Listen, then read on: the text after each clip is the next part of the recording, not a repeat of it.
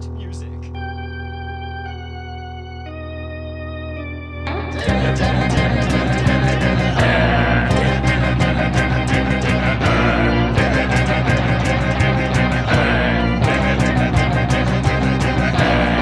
He's not a bat, he's a man who fights crime. And we're gonna watch him fight for a minute at a time. With John and Niall and a guest who just rhyme. It's Bat Minute!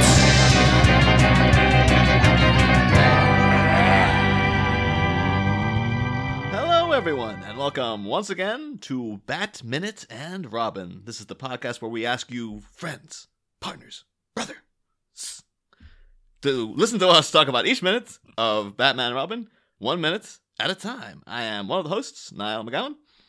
And here to confirm that the party ain't over, it's your other host, John Parker. Hello. It does kind of feel like it's like minute 94. It's just like, oh my god, we must be nearly done, right? Nope. Got a whole third act to go. So 94. Yeah. Remember this time last year, too, giving people minutes, and they're like, I couldn't believe that there was only at this point of the movie at minute like 94. I thought you'd be done by now. Oh, even more with this one, baby. Yeah.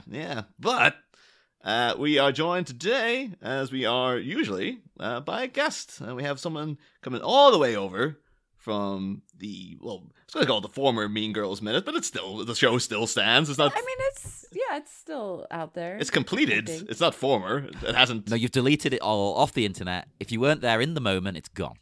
Yes, it's ephemeral like Snapchat.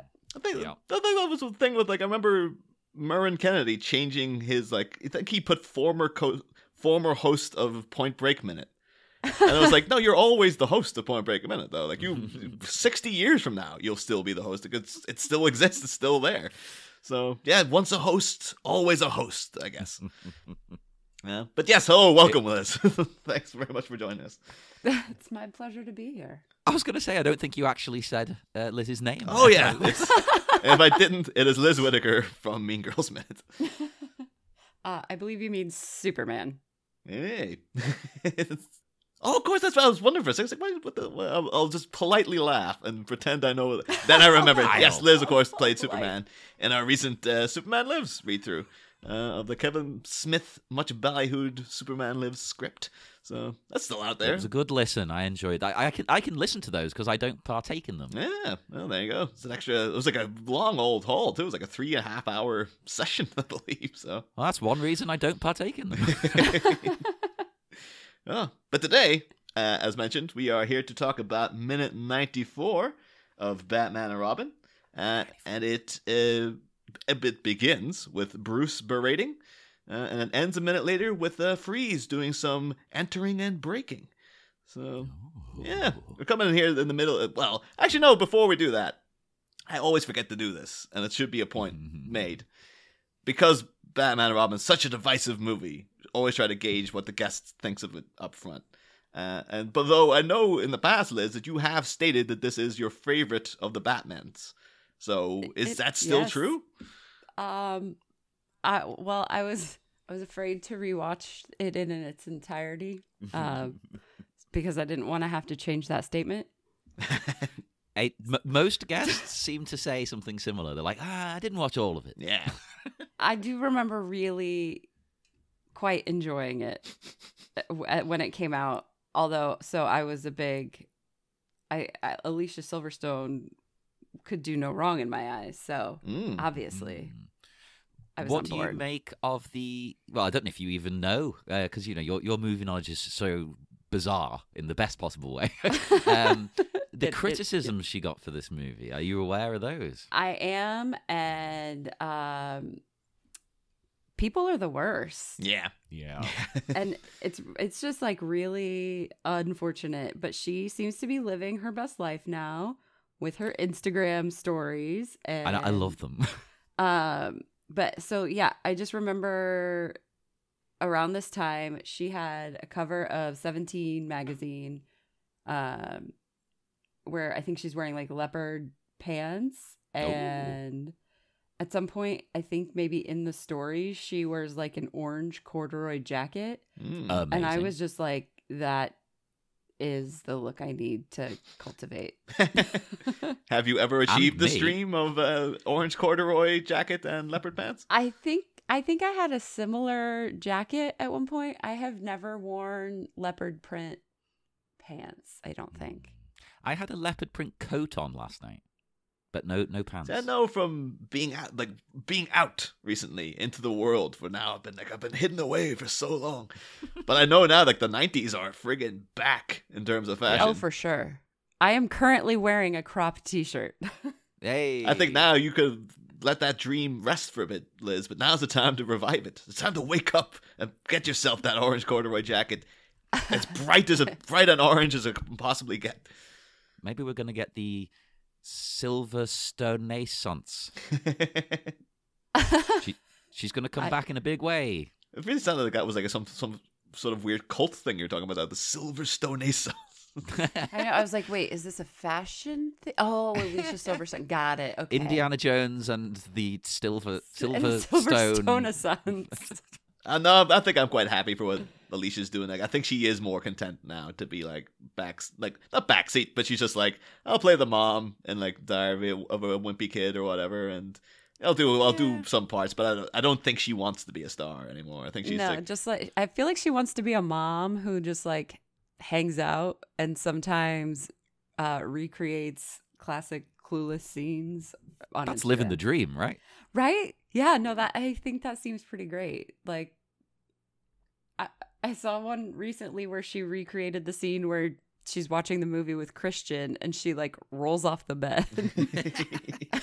Hell yeah. I was more shocked though because this week the second part of Masters of the Universe Revelation came out, which is actually again talking about Kevin Smith's Superman Lives. It's Kevin Smith's revival of He-Man.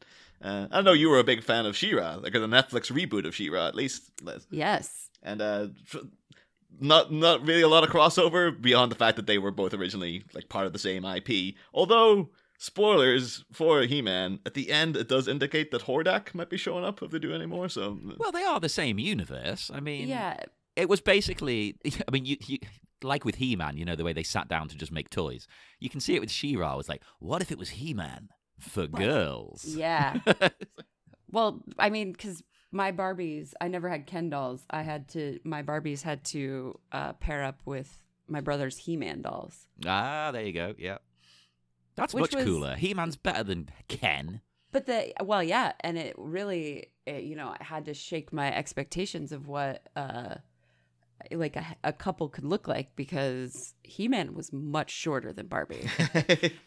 Yeah, I suppose you've got like an Amazonian lady. Yeah. That's what you would be into. I'll be like, if we put them together, it's like, oh, this would be Danny DeVito next to like D Heidi Klum. Yeah.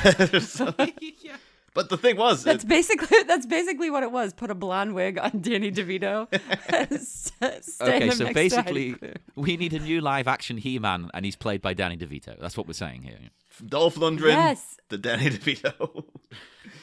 Yes. But the reason I bring it up was because we've done a whole bunch of things, like, because of, we can't not constantly talk about Clueless whenever Alicia Silverstone is on screen. Because it's a great movie. And It is. we were always making jokes about like when she first, when Dick comes out and he's all like, "Oh, please be looking for me." She should be like, "Oh, as if," and like push her away. As if. And there's actually a bit in Masters of the Universe Revelation where she plays He-Man's mom, and they're getting ready for the final fight, and like the man at arms is like, "Your Majesty, this may be the final dawn that Eternia ever sees," and she just turns and just looks at him and goes, "As if," and I was like, "Oh, come on!" It was one of those things of like Schwarzenegger levels. Like, it was a real like, I know what you're doing, Kev, because I know you love the little, Kevin Smith loves his little in jokes and stuff, but it's like, this is supposed to be a serious moment, and you might as well have her literally wink at the camera even though she's a friggin' animated character. Like, it was too much. It was like, it's okay when we joke about it, but don't actually put it in the thing. yeah, maybe. I think when you're describing it, it sounds quite fun, but I think in practice, I would hate it. Yeah. Plus, the shots of Skeletor and Evil Lyn kissing. And it's like, it's show you they would Evil Lyn's having to make out with a skull. Like, it's, Yeah, there's no lips. yeah, it was so weird to see. It's like, oh yeah, I guess like these two would be banging all the time. And yeah, she'd be having to kiss, like, suck Skullface. It was very, very disturbing to me. So Well, maybe does he give her Skeletor the has bone? like, I mean, so like this is a magical universe, right? So maybe Skeletor has like invisible force field flesh to interact with that you like just don't magic see. lips. So like you don't have to make out with a bone face, nothing. I dig that. Yeah, I like it. Yeah. Or he could. I'm gonna choose to believe that's how it exists. He could just slap on some like candy lips. I'm not sure I if that's better. I assume you have those in America, yeah. Oh yes, Yeah, but they're okay. wax and they taste Yeah. like nothing. You must remember, John, of course, the classic Simpsons moment of, like, wax, humorous substitute for your own lips. Oh yeah, yeah. the candy of 1,000 uses. Well, there you go. It'd be for kissing people when you haven't got any flesh. I was just imagining, like, Earl having to lick his teeth all the time and stuff. For It's like, kissing people when you haven't got any flesh. That's a tagline. It's a common affliction. I'll have you know. but anywho, we'll talk about it all the Alicia Silverstone when she's actually in the minute, like, in a couple of minutes.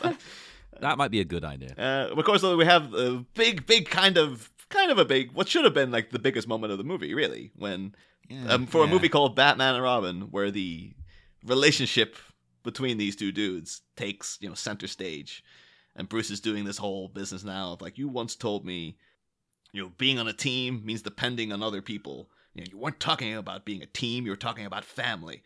So I'm asking you, Family. friend, partner, brother, will you trust me? And this should be like, because everything's there in the script and in the novelization. This is a much more powerful scene. Like Well, these are great lines written. Yeah. Yes. So I will say that George Clooney looks like a wax sculpture of George Clooney. Yep. This was they put some wax lips on him, and then he was ready to roll. His delivery of those great lines, like I think this is his worst delivery of the film. It's as if he's like, there's no impact to it at all. This is actually No, I'm not convinced. Where he's like, "I'm asking you now, friend, partner, brother," and he's got a little smirk. It's like, "What are you doing?" This is like this is the one scene I would say that this movie needed Val Kilmer back for. Because then you would feel all this, because what this is taken off on, the whole way he says friend, partner, brother, is supposed to be, and Akiva Goldsman would have written this deliberately because he wrote the last movie. When, of course, Robin first showed up, and he was like, oh, a man's got to go his own way. A friend told me that.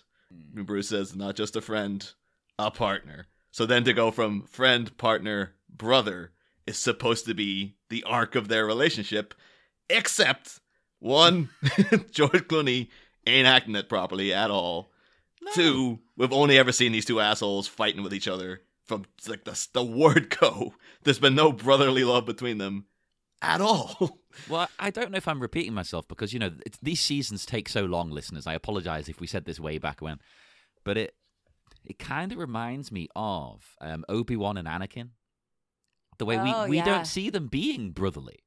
We just have to assume they are because they're telling us that they are. Yeah, and I can understand the conundrum they might have been in because they wanted to be like, well, you have to convey the fractured relationship to kind of get you like, oh, maybe Batman and Robin will break up. So they just have them at each other the whole time. But I think you need to start off with them being like, and I guess at the beginning it's like, this version of Batman isn't Adam West. He didn't start off as Adam West. He started off as like brooding Michael Keaton. And people are used to that now in the movies. So you couldn't start off with them being like old chums, that kind of level of friendship. They were like, oh, I guess maybe Robin's a bit of a smart aleck, and Batman gives him glib one-liners back. That's the affection between them. Yeah, and I've got, proposed co-guest of the show today. George and I have a similar relationship. But we are very, very dear friends, and yeah, but that comes across like we see right. that. It's because neither of us are just relying on our symmetrical faces to just coast us through life. That it's yet another occasion here where I think Clooney now would sell these lines. Yeah. Oh, this Clooney now, care. Can we get like an Irishman of this where like Clooney now, not even an Irishman. I don't want to digitally de-age him. I want him to be Clooney now. Yeah. I think Can we- genuinely we should get him back in a Batman suit. Get Clooney there. But I want him to redo this movie. Why not? Do it. Who cares at this I'm point? pretty sure that'd be like George Clooney's vision of hell. It's like, yes, I'm forced to remake Yeah. Batman and Robin over and Well, over and over again. Yeah, fair. I also don't think that this storyline works in our like Gen Z is not having this movie. They're like No. a woman who wants to save the environment and a man who's mad about the cost of healthcare. Yeah. We're supposed to believe those are the villains. Yeah, we've said this throughout. Actually, like we're kind of on their side. Right. Yeah. I mean, like, I am preparing for. I'm actually like releasing imminently, I guess, by the time this airs. Like the Batman. I'm sure there's going to be many articles about like this guy's beating up like people from the poorer classes, and like, can we really salute this anymore? It's like, okay, I understand where you're coming from, but in comics lore, Bruce Wayne is as a person, as a philanthropist, is also trying to help the city in other ways. He's not just always mindlessly beating up criminals and stuff. Yeah, I think Here's- that's the thing. Yeah. here's what I'm going to suggest. I think 2021, well, let's say 2022 is ready for the return of the Adam West Batman. Oh yeah, 100%. Let's go. And I would I'm say get George Clooney to play that. And Oh yeah. Oh. Well, we know he can be funny. again though, like, on paper, this is all like, oh, this should be like the best scene of the movie, because it's getting into things too, like Dick is going to Poison Ivy because he's like, she's horned him up basically. He's just like, yeah, she, I'm just obsessed with this really hot woman that I know now. Tell me about it. Whew. And Bruce is like, Dick, you one at one point you told me bros before hoes, and I'm asking you. Tell him. But it's just, That's essentially what this scene's about. yeah, because particularly when the three people, there's like, well, me, you, and Alfred. Yeah, bros before hoes, man. What are you doing? But it is also as well. It's getting to that idea of, when he brings up family, and it's the idea of like Ivy's lustful, idea of love, and then what snaps Bruce out of it should be like, oh yeah, his father's essentially dying. It should be more that like, yes, the family idea of love, affection between family members, trumps like hardcore lust. I guess that's the purest form of love. I'm guessing is what they're trying to say. And but it's kind of there on paper, but it does not, because filming this, it was just like, whatever. Just no one cared. They were just, Yeah. How does this paper cutout Bruce think he's gonna? If you are trying to argue for against the passion of a lustful encounter, you can talk about familial love with emotion and passion. You've got like, if you think if you're trying to stop someone from leaving you for a passionate situation, I don't know, maybe convey some passion. Yeah, I think you got to their meet it with direction. equal passion, just from a different place. Yeah. There's a way you could have played this too that would have went really well, because it reminded me, like, I remember years ago there was a great it was one of the spin-off comics from the Batman animated series. It was like the New Gotham Adventures. I had to look it up. It was New Gotham Adventures 48. And a story, like a little mini story called Actions. And it was all about, Tim Drake was the new Robin at that point. And it was him coming back to the Batcave and saying to Alfred, like, I don't get this guy. Like, Batman, he's great and all, but, like, he doesn't seem to have time for people. Like, he'll go out of his way to risk his life to save anybody. Like, it's like an old lady gets her car jacked. He will throw himself into, like, a machine gun fire to make sure that car gets back to her, okay? But afterwards, he'll never check to see how she's feeling or anything. He just goes on. And it's like I think he says, like, he's all hero, no human.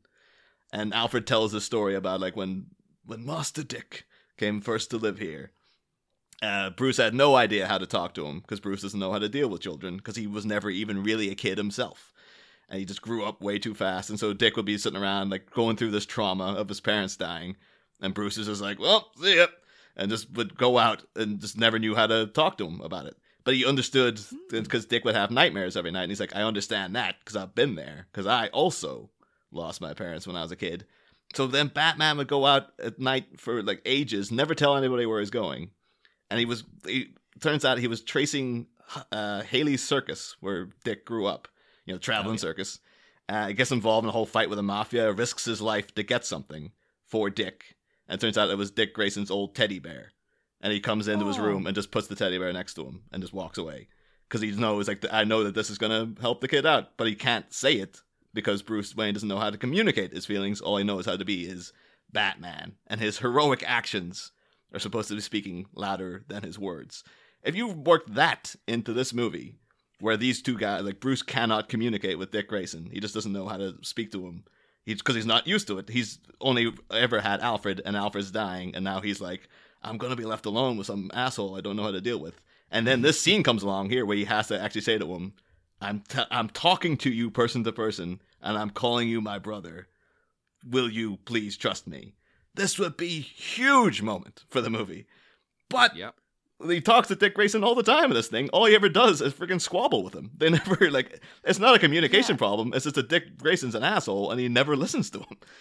Well, I feel like instead of getting, like, this Batman struggles to communicate message, well, all we're getting is that, like, Bruce Wayne's never had to actually communicate with anyone because he's pretty. Like, I'm not getting, like, tortured, like, emotional damage communication disruption.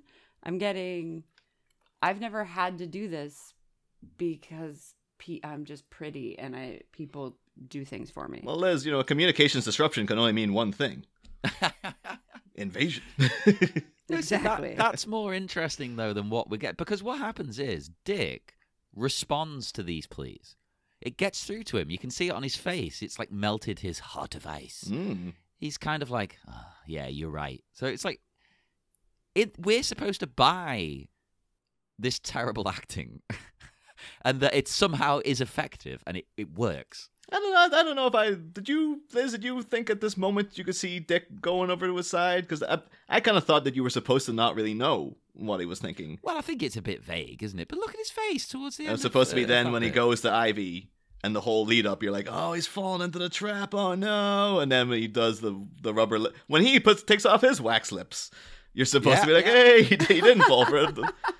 Look, we brought it all back. Yeah. No, look at his subtle acting. That's what Clooney should be doing. Look at Chris O'Donnell. There's like a realization on his face of he does. Right. You do sort of get he does the like nasal inhale and like, I don't want you to be right in this moment, but I don't have anything to say because I would be lying if I said you weren't right. There you go. Exactly. So that is good acting. There's a big difference between the two. Did you get the talk about? I thought because last time you were on, Liz, it was quite early in the movie. You were in for like Edward Nygma introduction, I think. Yeah. So then, did you get to say anything about Chris O'Donnell? Like, you're a person of the '90s. I do believe I talked briefly about Chris O'Donnell and that I don't find him heartthrobby. Terrible. But I do find him charming. I thought that was the other day I watched, I hadn't seen it in years. Three Musketeers. The Three Musketeers. Hey. With him as D'Artagnan. I haven't seen that since it came out, and you just said D'Artagnan. I know, that was a deliberate... So the whole story of the Three Musketeers to me is like D'Artagnan and the Three Muskehounds. That did the story. Why would you ever need another adaptation of this? I agree. But the thing, watching that is actually, it weirdly is like... Knowing that their whole method of casting Chris O'Donnell was to go around a Comic-Con with a picture of him and DiCaprio and go, which one of these guys would win in a fight? Wait, seriously?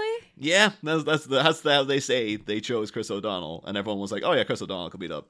I buy it totally. Like, think about Leo from back then. I know these days you might be like, "Oh, Leo's a bit rough and tough." Back then he wasn't. Oh no, I 100% agree with. Like, I just I was unaware of that backstory. I mean, yes, I totally would have said Chris O'Donnell wins in a fight. He's a bit more edgy, isn't he? Yeah. But watching the Three Musketeers, his version of D'Artagnan, it kind of is like it's a precursor to Dick Grayson in that, like, he's got this whole obsessive quest, like, really wants to be a hero, has this whole obsessive quest with killing the man who killed his father. Like Yeah. that's his big final fight at the end. But the Oh, thing yes, is, he's playing Inigo Montoya. exactly. Yes.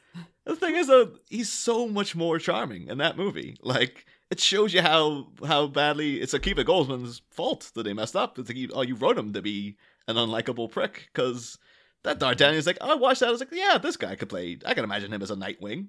Like, not a Robin, because even then, in that, it's like, oh no, he's way too old to play Robin. Like, He's Nightwing, basically, in this. Yeah.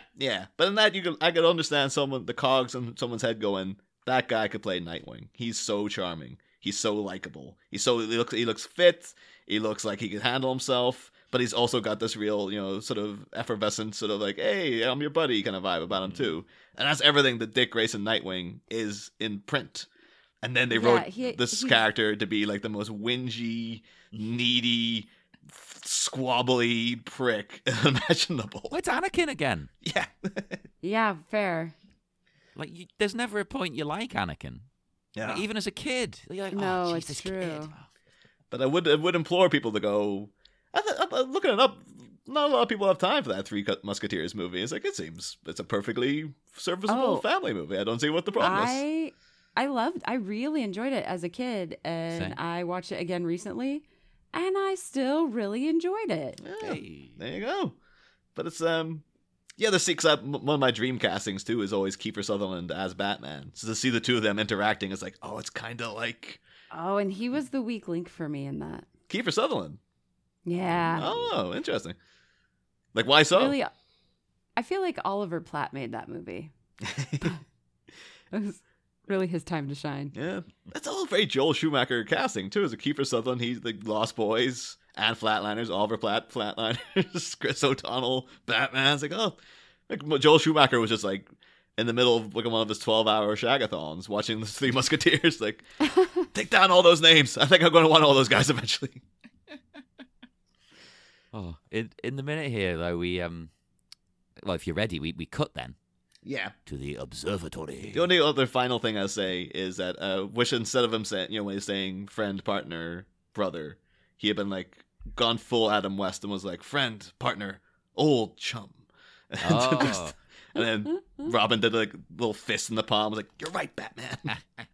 See, I love the way in my mind I thought you were going to say friends, Romans, countrymen. Oh yeah, every time you start saying it, I feel like that's where it's gonna go. It feels like though Clooney can't like. It's almost like it's like he remembered to say brother, friend, partner, brother. Like he wasn't supposed to say partner. He was supposed to say brother first off. Yeah. It's like, oh Well, shit, we no. know that this Bruce likes this dick. Yeah. So, you know. But also That was not a double entendre, but take it whichever way you like. Well, that's one of the weird things in the commentary for the scene, and it might indicate why the scene doesn't land emotionally. Because when they were filming this, they weren't taking it seriously at all. You don't say. I think Schumacher mentions that the week this was shot, in the early days internet, blatantly faked nudes of Chris O'Donnell had got out, where it was just his face plastered onto some other guy's body. And this was It's getting hard to tell back then. Although I was like, I wonder if you can still get them. And I Googled to see like Chris O'Donnell 1997 nudes. Fake nudes. And now you're on a list somewhere. almost definitely. But it was worth it. No, but they were like, unless you were very, very gullible back. Well, maybe people in the People 90s were. But it was, Yeah. it's very blatantly Chris O'Donnell's head put on at weird angles on people. Like just naked buff dudes with very, very erect penises. I imagine Robin is always erect. I'm surprised that, He's ready to go. It's just like that's the cod piece. It's just always at an angle up. It's like, oh, you never know. Might need to stab someone in the eye with it. He's ready for action, baby. Be a weapon into itself. But yeah, but they mentioned then like that got out, and obviously Clooney thought this was hilarious. But Chris O'Donnell's always like, oh, people go around sending nudes of me out there. What the hell am I gonna do? And apparently then Clooney came in, loaded up all the the background monitors, and just had images of the nudes everywhere on set. Whether Oh, seriously? I don't like that. yeah, That fits with the stories we've heard this season about Clooney, though. Oh, yeah. He's a prankster. But that feels more like bullying. Some of his pranks are... I think like one of the other ones he did, Schumacher recounts a couple of them in the commentary, and he said there was another one where him and George were hanging outside one day getting ready to go in, and Chris O'Donnell pulls up in like a brand new Mercedes he bought, because he's like a big movie star, and he's just like, "Hey guys, check out my pride and joy. Look at this thing; it's beautiful, right?" And Clooney's like, "Yeah." And then as soon as he went in, he's like, "Joel, I got an idea." And apparently, he paid someone to fill it up like top to bottom with popcorn. So Chris O'Donnell comes out in his car is entirely filled with popcorn. He opens the door and just all falls out on top. It has to spend ages getting it cleaned out and, friggin' detailed again. Oh my God. It's hilarious to hear about this, but if I was Chris O'Donnell, I'd never speak to this man again. I would be livid. It is, at the same time, it is a bit of a dick move to just sort of, so to speak, to turn up like, yeah, I'm a movie star now. I've got this cool car. Oh, shut up. Nobody cares. I mean, yeah, it is a dick move. But like, I feel like this is like the Ted Lasso moment of talking to Roy Kent about Jamie Tart and being like, what were you like when you were a 23-year-old superstar? I probably would have done it at 23. And Roy's like, oh yeah, I was a dick. And Ted's like, yeah, so do you think you could give him a little bit of grace? Because it's everyone, not just Jamie. Yeah. I'd buy that. They do need the Brett Goldstein, Roy Kent Batman at some point. Oh my God, Brett Goldstein Batman? Roy Kent Batman? I don't think his eyebrows could be contained within the cowl, though. I think they would just burst out through the rubber. I was like, no, man. You either gotta like give them their own mask or something, or it'd be too intense. Although Wolverine, they would just have to do that. He would have like eyebrow molds, like this Batman has nipple molds. That'd be beautiful. Have to do the Adam West draw on white eyebrows, but it's like a magic marker instead of a pencil. It's like they're so thick. I did always find that hilarious that he had eyebrows. Like, why? It's always distinctive to make him look more fierce. It's like, but it's Adam West. Yeah, he's not fierce. But God, yeah, well, I do feel like that would have been on set today. The atmosphere is Chris O'Donnell. Maybe that's why he looks like he's more glowering. Yeah, maybe this is why they have no chemistry, is because Chris O'Donnell is just constantly trying not to stab America's sweetheart, George Clooney. Yeah, I mean, their arguments are real. They're not scripted. Yeah. It's all real, all genuine. But that remind me, I think we mentioned it earlier in the season, too, about, like, Anne Hathaway. I think she was on Ellen. It was one of those things when people are going on about, like, all the times that Ellen's been an asshole to people. And there's Anne Hathaway talking about, like, she was really embarrassed at a red carpet one time because she didn't realize that her black dress was see-through. And so all the paparazzi taking flash photographs, and you could blatantly see through the dress. Hey, you just roll with it. But they think Anne Hathaway just said, I think Ellen brought it up, and she's like, yeah, that was a really embarrassing moment for me. And then Ellen just put it on screen behind her. It's like, there it is, those are the photos. Oh, you don't do that. What? Come on. Yeah, no, what? Yeah. What's wrong with people? At least Clooney was doing it on a closed set. Like, Ellen's doing it to the world. Like, that's a horrible thing to do. It's probably still on YouTube. The thing is, like, that's Anne Hathaway's actual body. At least the Chris O'Donnell nudes were faked. Or at least that's what they're saying now. I don't know. That's the twist. They're real nudes. Chris O'Donnell's his head is so awkwardly angled on his neck. It's just... That's just how he looks. Yeah, no one would believe it was him. That's the way to make your nudes. Be at an awkward angle. And then when they do get leaked, you can say, oh, they're not real. That's why all of John's professional advice. That's how I always send my nudes out to people, Just make yourself look as if, like, break your neck, making it look as if it's not actually part of your body. If you want to see my head at a normal angle, you have to go to the Batminute OnlyFans. You just have to, like, light it weirdly so that, like, your head is lit differently than the rest of your body. And Another good tip. That is not me. Look at the lighting. It's completely different. Get a load of foundation on your face, but don't apply anything anywhere else. Yeah. I do kind of want now, get for the Batman OnlyFans, those pictures of Chris O'Donnell and put John's face over. Be like, yep, these are the 100%. Sean German is probably going to do that because he always mocks up pictures of me to joke. He always puts me on the cover of The Simpsons' gigantic asses. And I approve. We do cut then, though. We go to the observatory, and Freeze comes in, and he upsets me. He lets me down. He walks in with no pun. He just goes, hi. Oh, I'm sorry about the door. Is the party over? Yeah.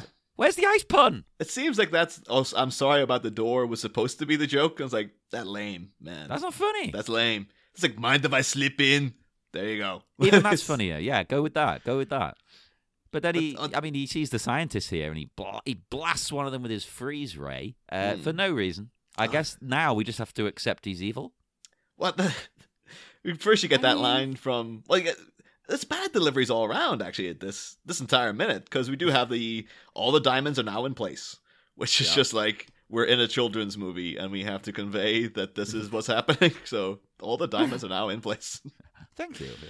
And then we get Paul Michael Chan there, of course, returning from the last movie. Yeah. Actually, both of these. Well, actually, the woman here is also in the previous movie. Yeah, there's Kimberly Scott. Yeah, Margaret. That was Bruce Wayne's secretary from I think you might. I don't know if you might have got a bit of Margaret actually, Liz, when you were on. She was right after Jim Carrey was introduced. We saw her for a bit. Well, these two. I don't know if we mentioned it last season. I don't think we did, but these two are forever linked. I assume that's why they've put them together in this, because they've done so many things together. Like, they've both been in, for instance, Falling Down. They've both been in Batman. They've both been in Jag. Our number one. We love a bit of Jag. Yeah. I do love Jag. Well, we're thinking of doing a side podcast where we review Jag as a joke. But we'll see if that happens. Batman is Jag race. That was the... Okay. Much like Way to Do in Minute, it was a name first. Yes. Then a concept. But the whole idea was that because we go... I don't know of what you speak. Yeah, what are you talking about now? June? But yeah, I can never remember if it's Michael Paul Chan or Paul Michael Chan. Yeah, it's Michael Paul, but I do the same thing. Yeah, it's every time. It's like, but people don't remember him from Falling Down. He is the guy... The first person Michael Douglas comes into contact with, where he like busts up his convenience store, and he's just like he robs the baseball bat from him and stuff. That's that. We reviewed that. Was that on the Patreon? Yeah, it was Patreon. Yeah. Because I wasn't too sure if it was a hiatus, but it is definitely Patreon, I think.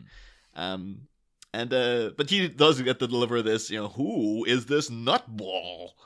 Which it's a bad line. Although I was quite confused here, though, because last time we saw this room, it was a party. That's why Freeze goes, is the party over? And it is like... it is, literally. It's over. But it's weird, because it's like, okay, so they had a launch event. Bruce Wayne is still in his tux from it. Like, in the seconds prior to this, he got back, still hanging about. And then what you're telling me is they had a big launch event filled with people, party streamers...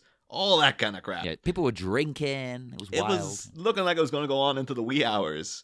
And then everyone just cleared out. And now these two scientists, after apparently, I guess the entire janitorial staff came in, sweeped everything up, got everyone out, and now they're going to do a test. It's like... the observatory's mom showed up and yelled everybody out.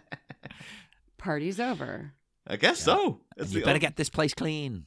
That it is. Like, it's... I was like, I don't know. I'm assuming they just didn't think about it. They're like, okay, I guess that would, unless there was an after party or something. But then there was like streamers and stuff. There was like sparks flying everywhere all the time. It was a big party. You would have to take like a day to clean out the place. So. And you're not just talking about the sparks between Ivy and Dick. Yeah. Unless they did a thing like these two are like secretly canoodling. Like everyone's cleared out and the place is still covered in like party. Secret canoodles. This is their foreplay. And this was a thing, like they worked on this project together. They were very close. And like the observatory's emptied out. Everyone's gone to another party at some other rich person's house or whatever. And the place is still covered in like balloons and stuff like that. But they're like, oh, we'll stay here and have a little mess around. And then Freeze comes in. I would excuse that because it's like, yeah. That makes sense to me. That these Freeze comes in to cool their passions. Oh, there you go. Things are getting too hot in here. There you go. Yeah, they could have been having sex. He comes in. Put on all your clothes. You might want to layer up, and then just puts layers of ice on them. There you go. Oh man, Kimberly Scott as well has a connection to someone else in this movie. Oh. Because she has appeared in E.R. Ah. There you go. Beautiful. Everything's connected. I wonder if you could say that like this is Margaret, like because Paul Michael Chan was working in the Wayne Tech Laboratories, so It it's makes not sense. it's not impossible to be like, oh yeah, so he got a leg up. Now he's working on this telescope, and yeah, maybe Margaret was just like she was just working as Bruce Wayne's PA for like experience or to get an in or something, and that's like God, in this day and age, especially, you need to do 10 years of unpaid experience before you'll get a job. Yeah. Right, before you get to do anything important at all. Yeah. And then she put down like some, so here's some of my ideas, Bruce. And then she's like, Margaret, you'd be really good as part of our, astrology team or something like that. And, Our astrology team. well, I mean, not astrology, like, I don't telescope team. What do you want from me? Astronomy. Astronomy. There You it said is. astrology. She's like, Bruce, I've been reading your sign. You're a Scorpio rising. I don't know how this works. I'm making this up. Well, yeah. We need some basic white girl to come and tell us how this works. I mean, Scorpio rising, another Paging camp. Johnny Powers. Johnny Powers. Yeah. But yeah, Scorpio rising, another camp homoerotic classic there as well. So it's nicely done, nicely dovetailed in there. It was very deliberate. Yeah.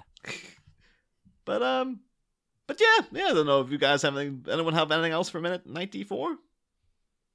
Nope. Noted out for 94. No.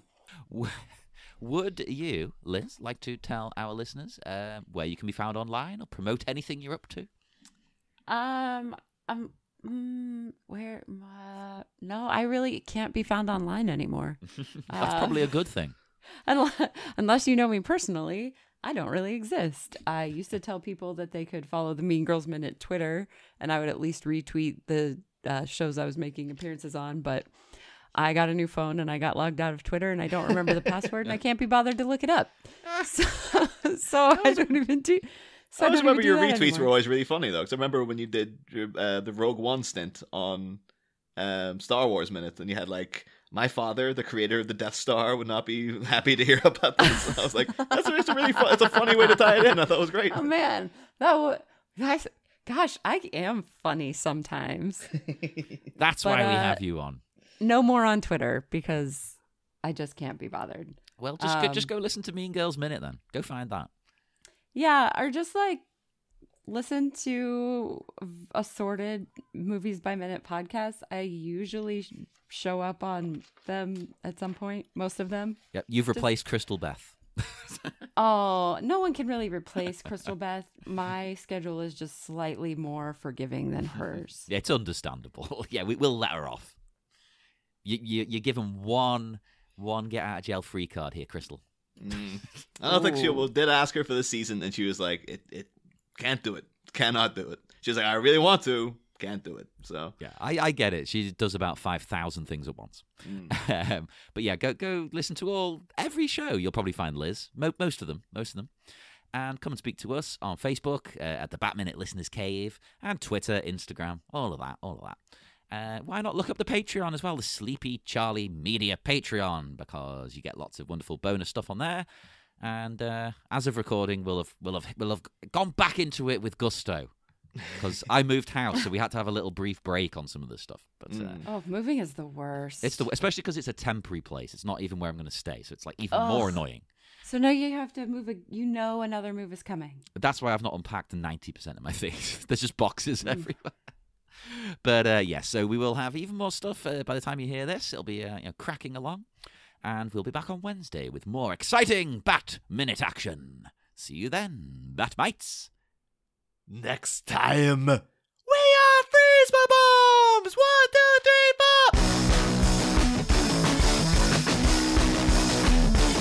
4! All right, stop it! We don't have time for all that. Controlling the fate of an innocent cityscape, the petrifying purveyor of goose pimples prepares the icing for his cake. But as this cold Conan continues cryoing over spilled milk, what blizzardy booby traps are being planted for Batman and his ilk. It's too late for cold feet on Wednesday, Batvans. Same Batpod, different Bat Minute. We'll be back. Arr.